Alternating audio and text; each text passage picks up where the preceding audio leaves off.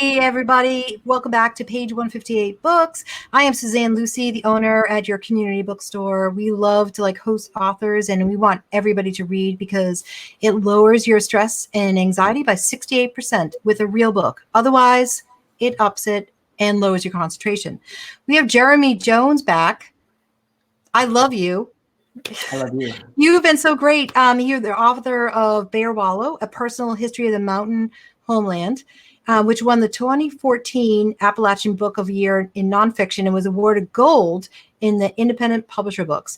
We love this book. We've read it for a couple different book clubs, and everybody that has ever read it loves it.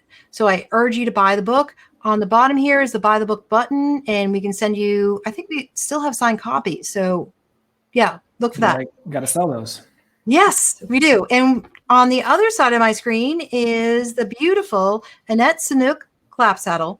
And she is a member of the Eastern Band of Cherokee Indians and has a few ho-hum degrees, Yale, whatever, and another from William and Mary.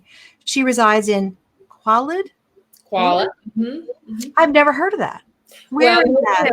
It's not a real place. Oh. It's another country. Okay, so I'll explain. Okay. A reviewer said of your book, both an astonishing addition to World War II and Native American literature. This song sings on every level.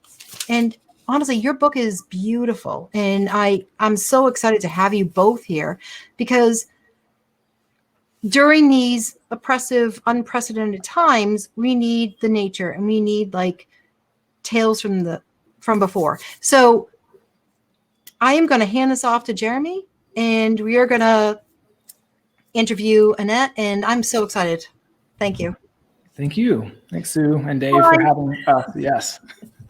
Well, welcome everybody here. I don't know who's here. I see that there are people out there, so I think there will be a time for questions at the end. But Annette, hello. Hello, how are you? Good. So I'll just say, I think Sue already did an introduction, but I'll just say that I met Annette at the Carolina Mountains Literary Festival years ago, which is a really great festival. If you've never been in Burnsville, it's like the whole town just gets taken over by this literary festival. And they have this patio between two buildings. That's the author's green room. And so we met there hiding between events. Yes. And I think your first manuscript had just won the big national Penn Bellwether Prize then. It was a finalist, yes. Finalist, yeah. Finalist, yeah. And so I remember us talking and then hearing your presentation and finding all these through lines about history and family history and connection to place. And so it's really fun to be here now with your book in hand and with the buy the book button down here and to be able to talk about it. So this is a lot of fun. Do you want to set the book up a little bit before we kind of dive in? I'm afraid I'm going to give a lot of spoilers if I do that. Oh, yeah, sure. I'd be happy to. So the book is set during the summer of 1942. And that summer, the Grove Park Inn Resort in Asheville, North Carolina, held access diplomats as prisoners of war just for a couple of months, not long at all. And so the book is set at the Grove Park, and the protagonist, Cowney, is a young Cherokee man who leaves Cherokee and travels to Asheville to work that summer as a member of the grounds crew. And he takes with him a young Cherokee woman named Essie, who will be working inside the inn. And Asheville is just an hour away from Cherokee, but in 1942, it took a little bit longer than that, but it's still in close proximity. So while Cowney is working at the Grove Park, he's accused of being involved in the disappearance of a diplomat's daughter. So he has to clear his name and also sort out some family mysteries going on back home as well. Yeah, I mean, I was even thinking about, I was going to just crib a synopsis from somewhere else, but thinking about everything that's happening in the novel, there's the through line of him and this these sort of allegations and the bone, but then there's everything happening back home, and his own sort of history with his father. So there's like so much happening in here that it's hard to really put it down, but somehow you weave it together in a really lovely way. In a bit, maybe we can have you read, but I wanted to ask a few things just kind of early on. And I guess what I was surprised by, but I wondered if you were surprised by, is just how timely and relevant the book feels to read it in 2020. And I know probably when you were writing it, times were a little different, but if you were thinking in those terms, like there are these clear kind of parallels between 1942 and the moment you're living in, or if that's, was sort of a surprising part of the process for you. Yeah, I mean, almost unfortunately, there are a lot of similarities between 1942 and 2020. When I set out to write the story, I wasn't thinking so literally about the connections. I'm a student of Native American federal Indian policy, and I tend to see a lot of similarities in American foreign policy and federal Indian policy, and I think it's interesting to look at those connections. And then even now, domestic policy seems to have a lot in common with our history of race relations in this country. So when I started writing, I certainly wasn't attempting to make a heavy-handed comment about the similarities, but they did seem to rise to the top. Even in the editing process, I think it became more and more apparent that we haven't sorted out all of our complex issues with citizenship and identity and the labels that we like to change when they're convenient to certain people. So, it does feel very relevant to me. And I was thinking about a few things in terms of citizenship. I've always found it interesting that Native Americans as a group, as an ethnic group, I guess you could say, serve at a higher rate than any other group, serve at a higher rate in the military than any other group in the country, even when, we were serving even when we weren't citizens of the United States. And I found that, really interesting. So I think that, setting the novel in a wartime helped kind of bring to light some of those discussions that are still relevant today. Yeah, and I was really, I think like you're right, the big through line of citizenship and national identity and who gets to claim it, like those are there. And I was really taken with even structurally, it feels like chapter by chapter, we're moving back and forth between like the Grove Park Inn in Asheville and the Qualla boundary where he lives. And so there's this kind of whiplash, like structurally in the book, it even feels like, between these two cultures and these two very different places. And there's this line on page 85, if anyone's following along at home, where so Cowney and Essie are having this conversation. And I'll just say that you learn this, in the prologue. He finds a bone on the property of the Grove Park Inn. And so he's just thinking about whose it could have been. And he asks her, he says, can you imagine what it would be like if Cherokee still lived in Asheville, all over this region? And then she responds, we do. You and I are living right here. And that, like, just this sort of like compression of time and those two cultures and the fact that they're there and sorting out what it means to be there. And I wondered how relevant you feel like that is now, because I'm sure we should have said early on, you're a high school English teacher and you probably have some Native students at Swain. Oh, yeah. Mm-hmm. And, do you feel like students today are dealing with these same kinds of issues of identity and a kind of like navigating multiple cultures at once in Western North Carolina now? Yeah, I think that is still true. I am also, one of the reasons I love being a high school teacher is because I have way more faith in younger generations than I do my own generation. And they seem to navigate questions of identity much better than we do. they don't seem, and I'm making a really broad statement, but they don't seem to have the need to label everything in the same ways that we do.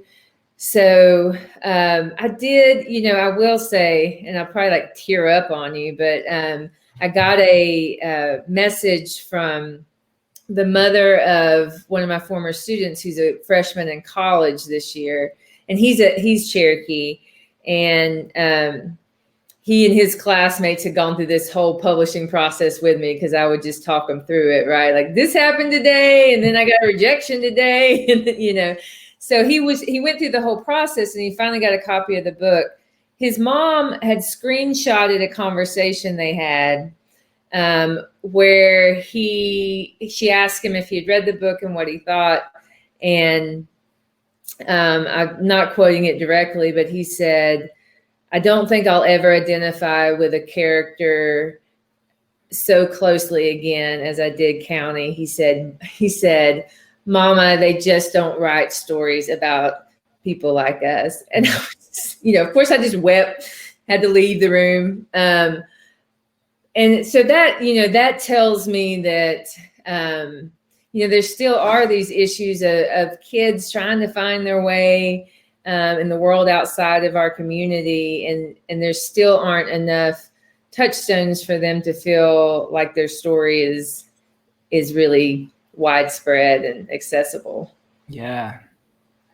I have a bingo card here, and making you cry was one of them. I was close. I was getting ready to put it down. You're the first person to make me cry on one of these. Congratulations. Thank you. That's amazing. This was a student you had taught too, so you had had him in class, and yeah, wow. Yeah, I mean, I feel like you would be hard pressed to find too many 19-year-olds to read a book about 1942 and identify with the central character quite so seamlessly. So that's amazing. Do you have a section kind of queued up that you'd be able to read? Sure. I mean, I can read the prologue. I think is helpful to read because it gives a sense of the place and of Cowney as well. About the place, when I take you there or when you find it on your own, just know that what the old folks say is true. This land is ours because of what is buried in the ground, not what words appear on a paper. But also know this, what is buried in the ground isn't always what you think. It's just the beginning. It's the beginning of the story, the beginning of all of us who call ourselves Homo sapiens. Fitting, I guess, that what I found buried, just as I was trying to figure out how to become a man and still be human, was the very thing that threatened to take it all away. Just when I began to see what taking control of my own life might look like, I realized I was not who I thought, and neither was this place. That summer in 1942, when I really met her, before I found myself in a white man's cage or entangled in the barbed wire that destroyed my father, I left the cage of my home in Cherokee, North Carolina. I left these mountains that both hold and suffocate and went to work at the pinnacle of luxury and privilege, Asheville's Grove Park Inn and Resort. I guess I had convinced myself that I could become fortunate by proximity, escape Uncle Bud's tirades and my grandmother Leishy's empty kitchen cabinets just by driving a couple of hours up the road. It sounded good to tell folks I was raising money for college, but the truth was I didn't know what I was doing. I just didn't want to do it there anymore. And if I stayed any longer, I would become rooted so deeply I might as well have been buried. My plan didn't quite work the way I thought it would. When I got to the resort, I mostly stayed outside, cut the trees, mowed the grass, and helped to dig the holes that would sink signs and posts for barbed wire fences. Music occasionally seeped from the ballroom, but was muted by thick, lead-paned windows before one note ever reached the perimeter of the property. That's where I first found the bone. I was on my hands and knees pitching rocks and digging holes. It was just as the inn, like its music, was becoming dulled by wartime restrictions and hushed by lead bullets. The prisoners, who were actually diplomats and foreign nationals, treated more like guests, weren't really known to me yet. That little girl, God bless her soul, had barely even stepped foot on the property, and I was still as free as I ever would be. I squatted there by the fence along the boundary of the Grove Park property and grasped the bone by its middle, pointing both ends upward, studying its curvature. A bent bauble for my idle adolescent hands to fidget with in the absence of a ball stick or a soldier's rifle. I can't recall playing with many toys as a child. That's probably why the bone spoke poetry to me as a young man. It was smooth and porous, its slight C-curve angled in motion, calling to be grasped, used, a weapon, at least in some primitive function of strength, like a subhuman scythe, though innately human, maybe even the very core of humanity. And now, as I recall the moment out loud, it was an embarrassing indulgence of make-believe for a 19-year-old. It's all right to laugh. I don't blame you. Such an extraordinary object to be inside flesh. It was wholly earthen, not sterile or cellular. It was natural in a way we pray our body is not, momentary, seasonal, destined for expiration. The bone had lost its story, petrified into a mere alkaline deposit, transient and nameless. I was immediately spellbound by this calcified opportunity to embrace a remnant of life's existence in one hand, dry it, dust it, preserve it, and listen. Buried by a story, and I was the only one on this earth privileged to hear it. Cowney. It seemed to coo my name like the beautiful girls of my daydreams, the ones who never took interest in boys like me. Just as I was yet to know of a certain beautiful girl's power, I was yet to understand the power of the bone that bone would wield over my life. I was yet to know how much more I would risk for her, for it. I am bits and pieces of the people I meet, my teacher once told me, though more accurately, I am of people and places and creatures. And so because of that summer and that war and that small hollow relic, I am bits and pieces of a grand estate and a half-tame primate and a dozen accents and a missing girl and a fearful girl and all the trees and mountains and asphalt in between. And you, well, I reckon you will be too soon enough. Knowing that she is now gone from this earth, all I'm left to do is wonder what remains of her here. For me, for anyone who knew or didn't know her. What happens to the memories? How long do they survive? I can still see her dancing, head thrown back laughing. If there's one thing old age has taught me, it's that there are many kinds of love. She taught me that sometimes we feel many different kinds with one person. And now it seems possible that love is the only thing that will outlive us all, but only if we continue to tell its story. So I dare you not to keep reading if you read the prologue. Here's the buy the book button, I think. So I read that the book really started as a writing prompt. Is this true? Yes, that is true. Which has got to be like validation for all of the writers. I can see names now. I know there are writers in our midst. That those writing prompts actually do work. Do you remember what the assignment was or what you started out with? Well, I gave it to myself, so I cheated. So okay. That's still a prompt. I had decided that I would think of an object that was the most basic thing I could possibly think of, and I've written about, like, I've used objects as writing prompts before. I think most of us probably have at some point. But I wanted something that seemed almost impossible to write about for a long period of time. And I keep a quote on my board in my office, and then also on my screen. That's a James Baldwin quote that says, "Write a sentence as clean as a bone." So I gave myself the prompt to write as long as I could, really, about a clean bone. And so I just holed up in a little room in the Silva Library, and I wrote about a clean bone until I had a novel, I guess. And did the prologue, at what point did you write the prologue? So most of really what that writing prompt resulted in was the prologue. There, through the editing process, some of it got pulled out. But yeah, the prologue was pretty early on. I also took Heather Newton's workshop class through the Great Smokies Writers Program, where she assigns to write a first chapter, last chapter, a climactic chapter, and the worst, a synopsis of the whole novel, right? Oh, yeah. Yeah. So I was really I worked this novel. I started writing this, putting the pieces together of this novel in that workshop. So that really helped me find where all the, no pun intended, where all the pieces of the bone. Yeah. All the hinges. Well, you know, I said early on that when we met and I heard you talk about the first novel, I saw all these kind of connections about history and place and family history. And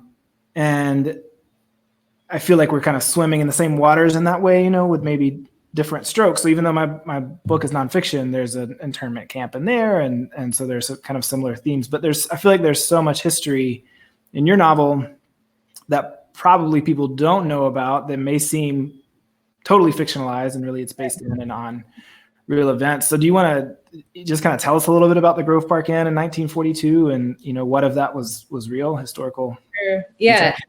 I wish I could tell you more, but it was true that the Grove Park held access diplomats and foreign nationals, that they represent several different countries, including Germans, Italians, and Japanese, and I think there were some others.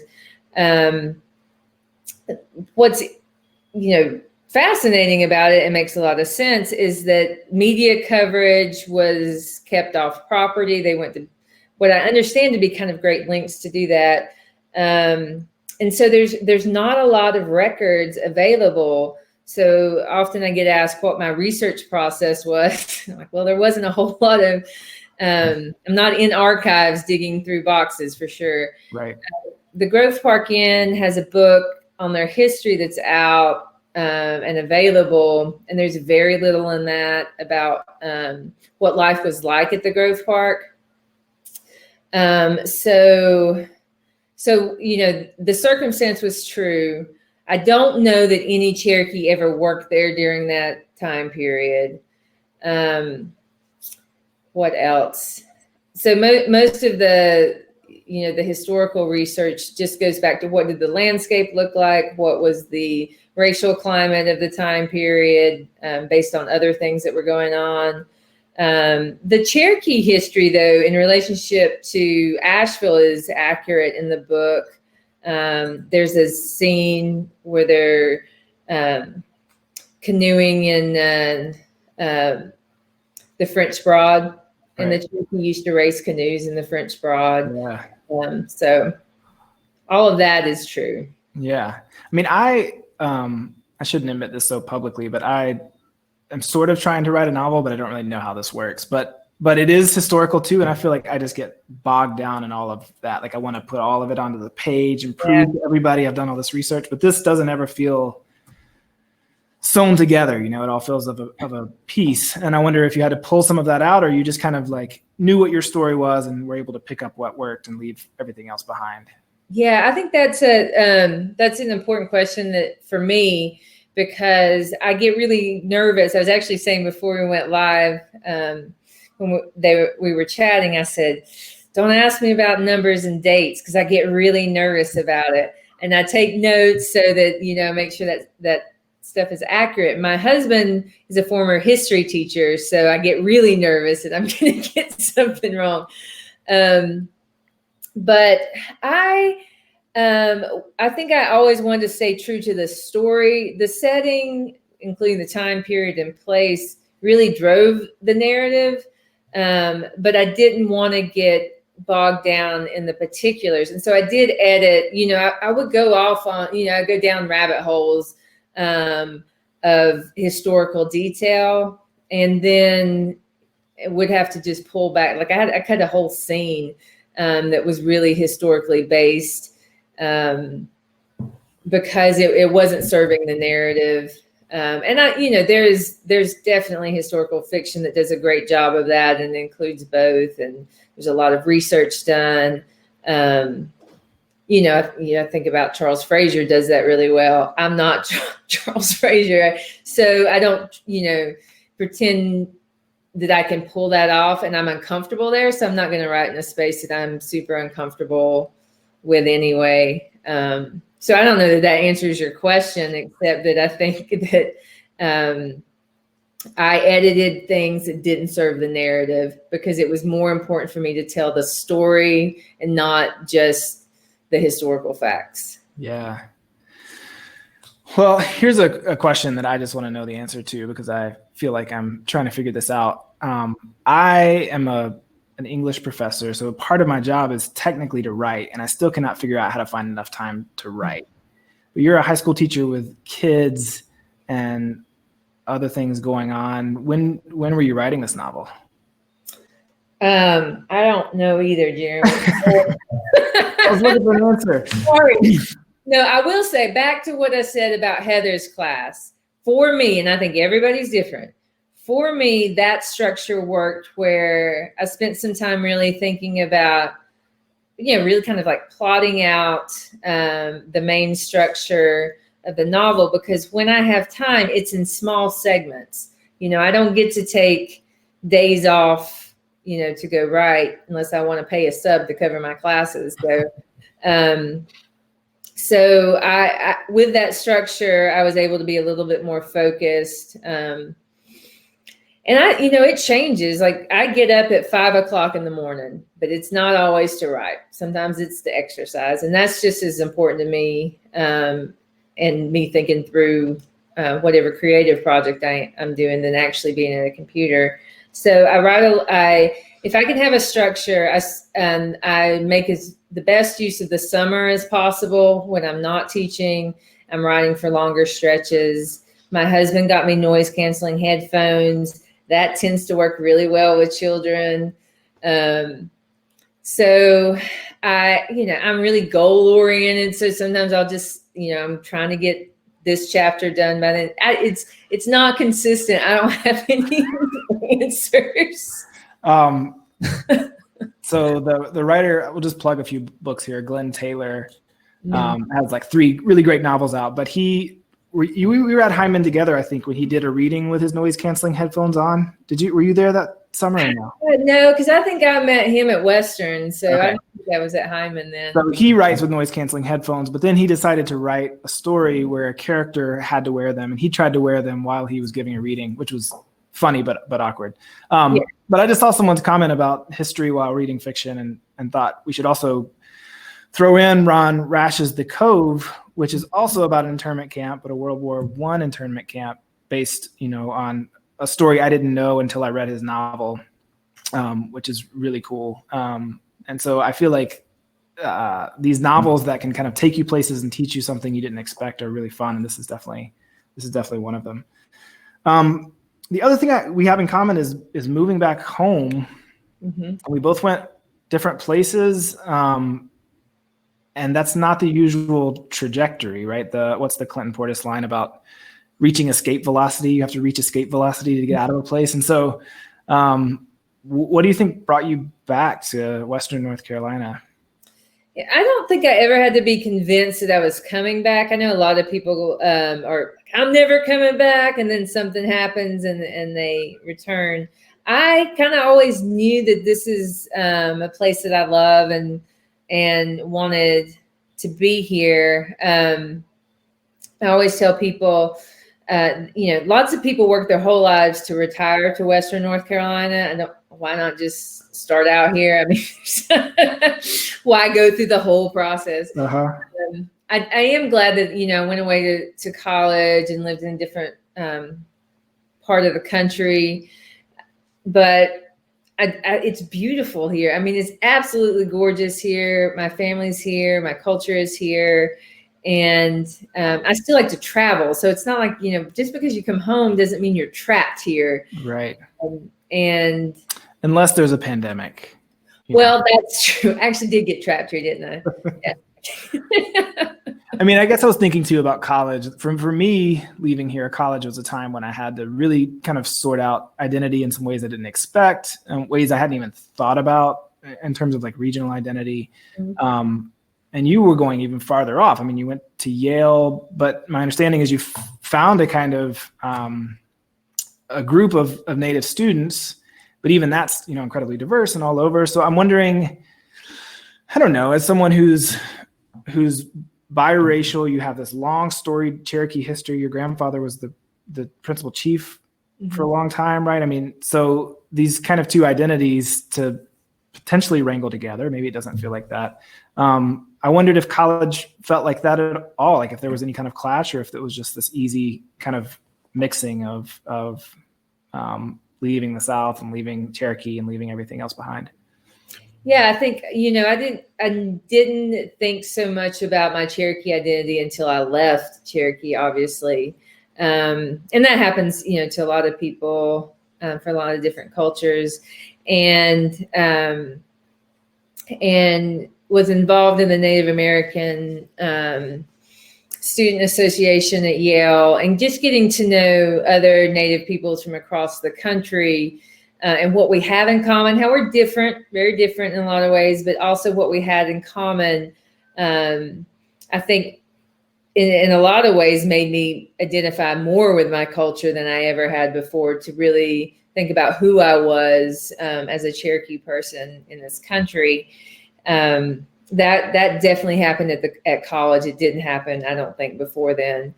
And then also, being from the South, I don't know, I was actually had this conversation with somebody the other day about when I started considering myself Appalachian.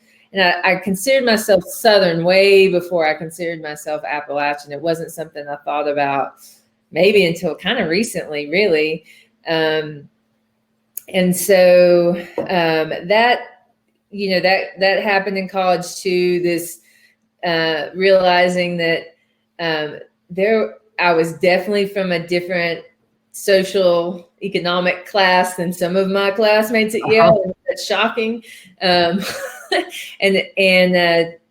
kind of reframed my thoughts around community and what's really important to me, and saw a lot of my friends in college who didn't feel like they were tied to a community. They'd moved around a lot, or they were from larger cities and they didn't feel connected. And so I think that helped me to appreciate where I was from. Yeah, I remember going to college and learning that not everyone lived on family land, or not everyone knew where their great grandparents were buried, and that felt strange to me. But that's a pretty special way to live, I think. Mm-hmm. Okay, I have a series of lightning round questions. Oh no! Okay, wait. Are you ready for these? I just have tea in here, though. Okay. What's that H stand for on there? Oh, this is, I'm going to put Hazelwood Soap Company. Hazelwood Soap Company. Okay, are you ready? Yes. Who was your elementary school nemesis? You do have okay, who was my elementary school nemesis? Oh, okay. I want to say I love all my teachers. I really do. You know me. I'm all about public school teachers. But I had one teacher one time that told me that I was careless because I had bad handwriting, and I took it really personally, like I didn't care about anything. So that was my nemesis. Okay, I'm not gonna name names. That's fine. Yeah. Name a book that you should have read but haven't. What if I said your book? No, I'm just kidding. That would be a great answer, actually. I was kind of hoping that in parentheses. Let's see, what haven't I read?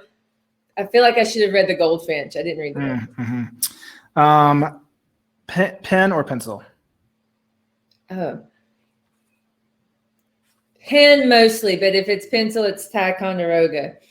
Ooh, I like this. What was your basketball nickname in high school? Nothing but net. You just need to carry that one all the way forward. Your AOL Instant Messenger name. Okay. So my friends called me Netter, and then I had some friends that thought it was funny to call me Neuter. So I think that my husband and I were having this conversation because you mentioned this the same day that a friend from another friend mentioned my husband. This is not about me. My husband's AOL name. His name is Evan, and his AOL name was Ev Lover, but it looked like Evolver. It served like two purposes. I don't remember what mine was, but it could have been neuter, and I'm pretty sure my husband's was Ev Lovers / Evolver. Wow. What was yours, Jeremy? What was yours? I feel like I can't tell. I feel like it's like my password for all of my important documents. I just remember how hopeful. I mean, this is a very inside baseball for a particular generation. But I just remember the hope and hearing that like door sound of somebody coming online. Like, who was it? Who was it? It was a different time. Mm. Well, I know that we probably have questions coming in. I did want to ask one last thing about, actually two. Well, let's make it a two-parter. So the book that was a finalist for the Penn Bellwether Award, where is that standing? Is that going to be in the world soon, or what do you? I wish it was. It may be with a certain publisher who's familiar with my work, and I don't know. Okay. You know, I don't know. We'll see how many books how many books I sell. The more books you buy, the more likelihood. And then, I mean, you mentioned Charles Fraser. Are there any plans to translate your novel? I know that 13 Moons was translated into Cherokee, right? Yeah, I don't have any specific plans, but I would love, I'd love to see that. A chapter of 13 Moons was translated. Translation work is so difficult and tedious for Cherokee, as you can imagine. So I'd love to see that. And we have maybe talked about it casually, but I don't have any plans right now. Yeah. Okay. Sue, I've got more questions, but if we need to take things from all of our happy listeners out there, let me know. Well, yeah, well, she goes. Oh, there she is. I'm here. I think you're muted. A couple more questions because I have a lot of questions and I love this. So you want to do a couple more? Okay. Well, I did listen to. There's a really great interview with you with Frank Stasio, who's like our. The epitome of all interviewers. Yeah. I mean, yeah. I heard he's retiring, and Jeremy, no problem. I know it feels like such a loss. I'm trying to channel him. Such a loss for our state. But you were talking about. You spent a lot of time talking about elementary school, which was fun. Yeah. And I wanted to ask, you said that you had written some books in second grade. In my book, I talk about my third grade teacher because in my book, I'm teaching in the school where I'd attended in my elementary school. And so my third grade teacher brought in the books that I had written. Mm-hmm. And I'll lead and tell you that two of those books, I wrote a lot that year. One was about Shark Man and a bear battling to the death.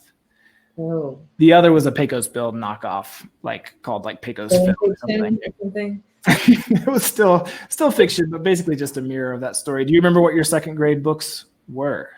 Here's what I remember about them. I remember that I had a friend whose mother was named Betsy, and I was going to name a character after her, but I can't spell, so I called her Bestie, which, That's good. Character name. Uh-huh. And the other one, I've talked about this before. I'm not sure this was second grade. I feel like this was a little later. But the first time I was really serious, I was going to write a book because I had this pink book that was hardbound that I could write in this journal. It was about a lighthouse in Maine, and I had never been to Maine, so that didn't go well. But I think I wrote about probably my pretend friends that I wasn't admitting I still had in second grade. They just became characters in the book. Uh-huh. Me too. Yeah. Now they're alive. Yeah. You're creative. Yes. I think. And lonely. It's fun. Well, if I could, there's just one paragraph I wanted to read, and then I can pass the mic. But one thing I was thinking about, we started early on talking about timeliness and relevance of a book, even though it's set 70 years ago. There's this section early on in the book, as Cowney's kind of coming into Asheville with Essie and really kind of placing everything geographically, but also culturally and economically. I mean, we see so many layers of a place.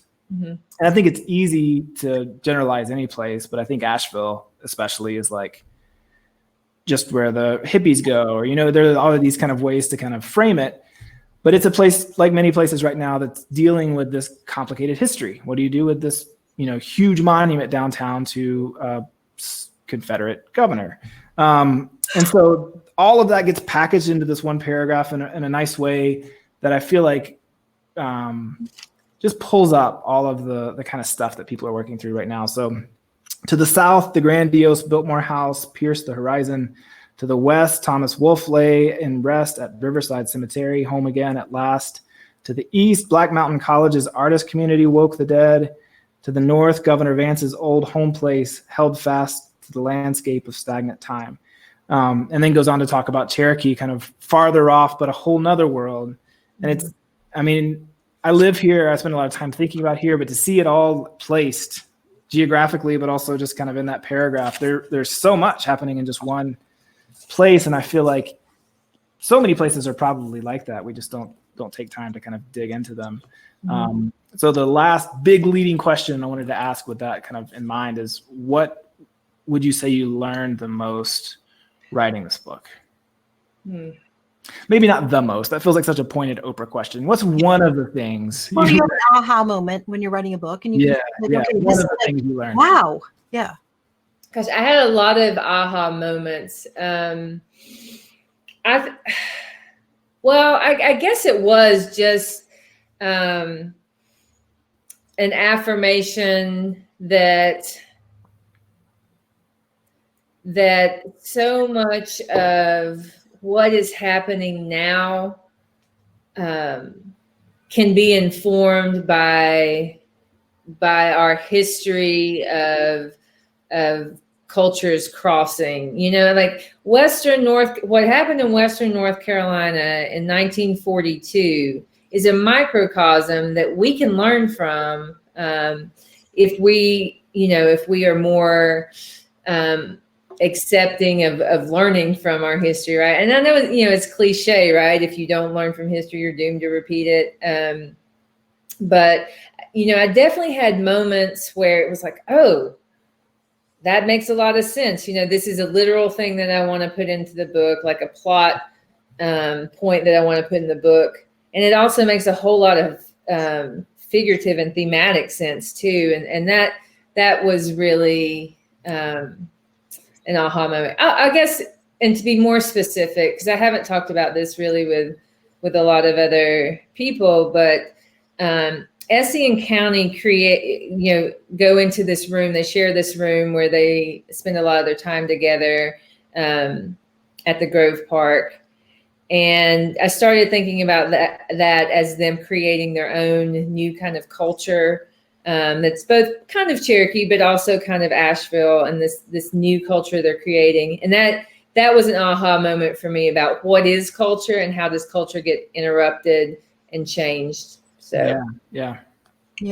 I just want to say Grove Park Inn is a posh place. Like, people save up money all year to go for one night. So when you incorporate all that and with the history that you do, it's amazing. I find it so interesting. And I also find, like, the historical fiction that you embellish together, not embellish, but what you put together, it's like Cherokee Indians as opposed to any other kind of American Indians, which is a horrible thing to say. They're also different. You can't say American Indian and just like solidify it. Like, there's Italians, but Sicilians and Northern Italians. And I don't think we appreciate that enough. And you bring it to light where your stories and your research have brought these people to life. And I so appreciate that, because it's something we all need to know about. Yeah, thank you. I appreciate that. One of the things that I hope to do is to talk about the Eastern Band as a sovereign nation, just like every other Indian nation is a sovereign nation. And because, there are two things that I always feel like I am working against with like a very broad readership. One, that there's an assumption that all Native peoples are the same and that their cultures are all the same.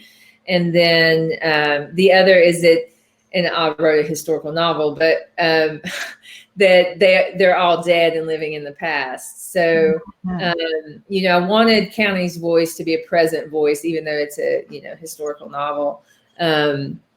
Just as a reminder that we are still a living, changing culture. So, and so are we. You know, we're all like mixed together, but we're all like a community coming together in America and Australia, and you know, like you watch shows from all over the world, and it's one big world. You know, so I appreciate you like telling the stories about that because it makes it real, and we're not just numbers. And we're not just like ABC, but we're people. And I don't like generalizations at all. What can you both say about the Appalachian Mountains and the people there? Because I think there's such a stigma that comes with that, and American Indian. But you know, there's pictures that came about, and Jeremy, you talked about that in your book about what happens with the stigma of Appalachian Mountains, which range from what, Georgia to all the way to Maine. Mm-hmm. And we pronounce it different from the New England area. It's called Appalachian. Mm-hmm. Mountain, but here it's Appalachian. So other way around. Yeah. Yeah. Like, yeah. Sorry. I mean, I don't know. I think like Annette, it's not a word that I ever heard outside of Appalachian State when I was growing up. I never thought of myself as part of a bigger region. It really wasn't until college that, and I write about this moment in the book when someone called me like mountain people when they found out where I was from, that I kind of thought like, oh, that's a distinction. Like just because there are mountains around me, does that make me different? So thinking of like the region of Appalachia or being Appalachian was not something that ever really crossed my mind really until I started writing my book, I think. And then, yeah, I mean, there's a long history of, just like anywhere, there's a long history of marginalizing people when there are things to be had. Yeah. So Appalachia had a lot of resources that were there for the taking, a lot of cultural resources that were there for the taking. And so when they were opened up, it was easy to kind of set them aside. I feel like, and Annette can speak to this, but the Eastern Band within Appalachia is just like this sort of double marginalization, where there's a region and then there's a people within that region who can even be pushed farther down that social ladder.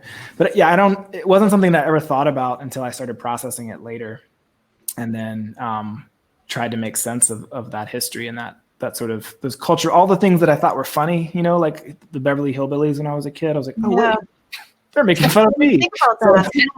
I didn't know I was. Right. Yeah. Yeah. So we do have 3 questions, and I just want to remind everybody that you can buy the book button on the green panel there, and we have signed copies of them that we can mail to you or deliver locally. And the 3 questions from people are, I'm interested in how you found the voice of Cowney, specifically the decision to have Cowney looking back as an older man. What did this do for you as a storyteller? That's a great question. Yeah, I appreciate that question. I put a lot of thought into that. And one of the things that I was really focused on with this novel was voice. And so I wanted to find the right approach to that voice. I knew that I wanted a Cherokee protagonist that I could demonstrate his intelligence and his education. I knew where he was going. But also I wanted him to be able to kind of go through that coming of age process. So a 19-year-old does not speak the same way as a 70-year-old does. So I wanted to incorporate both voices and show that transition. So it needed to be retrospective. But I was most influenced. What really clicked for me was reading Ta-Nehisi Coates' Between the World and Me as a conversation. Isn't that beautiful? Yeah. Right. I just wanted to highlight the whole thing. Yeah. Oh my God, yeah. That's beautiful. Yeah. So that's what really solidified it for me, that I needed it to be retrospective, but I liked that personal connection to who he was writing to. He's writing to his son. So I wanted Cowney to have that connection to the reader in a similar way. Oh, that's beautiful. So Rachel Prather says, as a high school history teacher, I love hearing that you had a student who connected to your character. I teach outside of Raleigh, and I have Indigenous Native students as well. I haven't read your book yet, and I can't wait. So people think they have to like come to an author event and they have to have read the book. No, we're not You doing do your homework. No, Back home. no, we don't need to do that. Jeremy hasn't even read the book yet. Yeah, no. I found So the I'm clip curious notes if really you think a fast. good suggestion for high schooler students, or was it just a wonderful coincidence that your student saw himself in the character? As you know, teachers are always looking for books that students can see themselves in. Yeah. Thank you So for that. true and powerful. Yeah. Yeah, and thank you for being a teacher during the era of COVID. Yeah, I think so. You know, when I think that I always have in the back of my mind, can my students read this? How would my students read this? Not because I'm going to convince my school to buy class sets for every English teacher, but because I'm just like the voices of my students always influence my writing. So. I think that there's nothing in this book that's not appropriate for a high school student to read. And so many of the things he's going through feel timeless, right? That sort of bumbling awkwardness, having a crush. I mean, all that stuff I think would be great. Yeah. One more question. What do you think or hope makes your book distinctively Cherokee other than the setting? How do Cherokee characters and culture, especially EBCI, show up? It is so rare to have Native American novels by or set in the East, so I wonder how that sets it apart from those set in Oklahoma, the Dakotas, and the West. Because again, they're all different. Yeah, so that's a great question. And I'll just say, we didn't say in the intro that Annette is the first enrolled Eastern Band published author. Novelist. Yeah, so this is the first book out of the Eastern Band. Yeah. I appreciate that question too, because I always have to balance like this this history lesson or some kind of education about our tribe, and then also just writing this story. And so I'm really mindful of that, and also mindful that I'm really just trying to tell a story. So the other aspects that come across, other than the setting, are the relationships between characters. Cowney's grandmother, Lishi, that's a very typical relationship for our community, that a grandmother has taken on those responsibilities. And I actually played with her name because our tribe is matrilineal, and so Lishi is actually Cowney's paternal grandmother, but she is functioning as a maternal grandmother because Cowney doesn't have one. And the name Lishi is actually the Cherokee word for maternal grandmother. Oh. So I wanted to talk about those relationships and who has responsibility for who within the community. So I think definitely relationships is one indication. And really setting it is, I would say the largest, just the landscape of the place. And also I'd say characters like Zadzi, who is kind of the keeper of the monkey, although he doesn't do a good job keeping up with the monkey.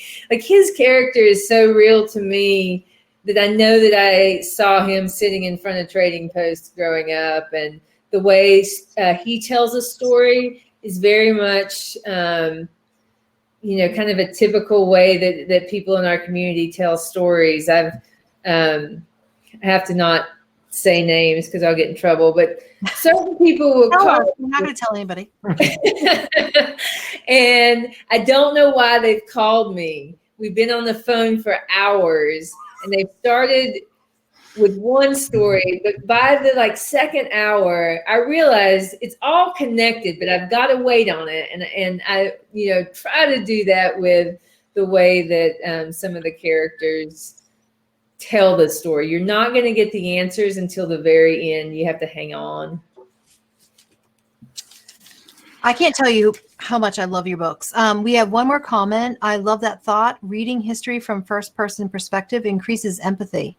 And that's why I do what I do, because reading a real book will lower your anxiety and depression, up your concentration, but it also solves problems and increases empathy.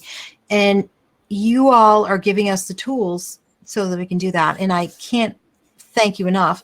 Jeremy Jones, Bear Wallow. It's a beautiful book. It's a beautiful cover. You can buy that there on the green button. And Annette, thank you. Both of you, like, speak to North Carolina people. Like, if you're from New York or Florida or Oregon, like, you need to know this history and ask the questions and relate to each other as people, because in this climate, we need to understand that we're all together. So this is making that happen. Is there anything you want to say to the rest of us just to close it out? It's a lot of pressure. Well, you're good. Like, you've already. What was the song you were going to sing though, Annette? Did you say? Oh, you're right. I have a tap dance. If you got a second, I just need to set up. I love that. What are you doing? I'm giving her. It's on my bingo card. Yeah, he's trying to. No. No, I want to thank you both for having me. And Jeremy and I always cut up when we're together, so it was great to have a fun conversation and even talk about some serious things while doing it. So, Jeremy, you need to plug the literary festival probably. Yes. If you're in Western North Carolina in the spring, come to the Spring Literary Festival at Western Carolina University. And also, I guess I mentioned Heinemann just kind of in passing, but the Heinemann Settlement School, for those people who may be online and looking for writing communities, has the Appalachian Writers Workshop every summer for a week. And it's a really incredible place. Yeah. Really, like, when I think of it, I think of community, because everybody's sort of on the same level, the instructors, the students, the keynote. You're just all kind of around. So if you're looking for a community, that's a great place to go to. Absolutely. Honestly, I think the book selling community and the book world and publishing is so, like, what can I do to help you? Like, this is the best community I've ever been in. And I look to you all because you're promoting each other and yourselves, and it's wonderful. And I can't thank you enough. Buy their books because you will learn something and it'll make you smarter. And there's my Boston coming out. Sorry. Smarter and more empathetic, have more concentration and less stress and anxiety. I can't thank you both enough, Annette and Jeremy. You are wonderful, and you give voices to the people of Appalachia that people don't really hear from, and to the Cherokee Nation. And thank you. Thank you. This was a wonderful night. And buy the book, because when you buy a book from a local indie bookstore, it goes to the New York Times bestseller list, and authors actually make a lot more money. So I can't thank you both enough. Jeremy, Annette, and Page 158 is here for you as your community bookstore. Have a great night, everybody.